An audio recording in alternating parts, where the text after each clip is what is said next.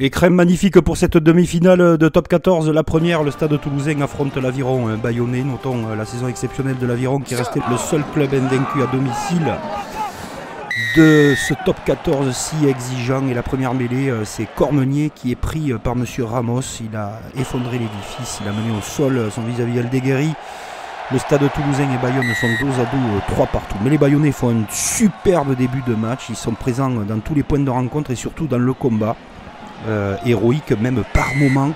Joris Second transforme une nouvelle pénalité.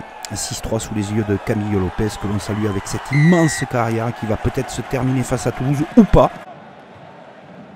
En tout cas, les Bayonnais donnent du fil à retordre aux Toulousains. Et sur la première attaque placée à la 12e minute de jeu, Toulouse va trouver le terrible Juan Cruz Malia sur ce 4-deb. Et à l'origine, cette passe retour intérieur du seconde ligne flamand pour l'essai de Romain Tamac qui donne un petit peu d'air aux Toulousains, fébrile à la faute dans cette première période et totalement perturbé par ces Bayonnais qui sont bien en place. On voit la combinaison en touche et regardez, ça va aller très vite sur le renversement, le retour et la fin de passe de Flamand pour trouver les extérieurs, la défense de Makala qui revient en travers, mais Romain Tamac résiste au plaquage de Rouette. Bayonne dans tout ça, vous allez me dire, mais ils sont bien présents, ils sont là, ils collent au cuir, ils collent aux Toulousains, ils ont une envie débordante et surtout, ils sont très disciplinés et très précis dans cette première période, tout comme le pied de Joris Second qui va mettre 3 points de plus, 10-9. Toulouse est sous pression face à de redoutables et surprenants Bayonnais, suivis par leurs fidèles supporters basques.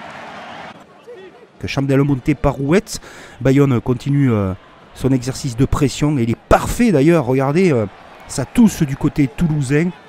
On va garder le ballon au sol, c'est l'international écossais Kingord qui est pris par monsieur Ramos.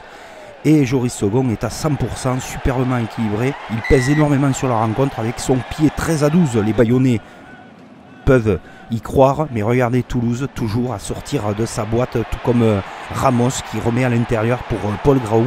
Le second essai dans cette première période, il est l'œuvre des Toulousains sur cette action rondement menée. On a l'impression que chacun, à chaque fois qu'il vient dans le camp de l'autre, marque, fait preuve d'une redoutable efficacité. Certes, il y a du déchet à la main, il y a des imperfections techniques, mais Bayonne rentre au vestiaire mené que de 5 points. Et ils pouvaient espérer mieux les Bayonnais. Ils ne marquent pas dans les zones de vérité où ils n'ont pas l'efficacité nécessaire pour faire très mal aux Toulousains. Et surtout en seconde période, ils vont beaucoup souffrir en mêlée les Bayonnais avec l'axe Merclair-Méafou. Donner l'opportunité à Ramos d'enquiller les points dans cette seconde période et prendre beaucoup d'oxygène avec un plus 14 points à la 74e minute de jeu.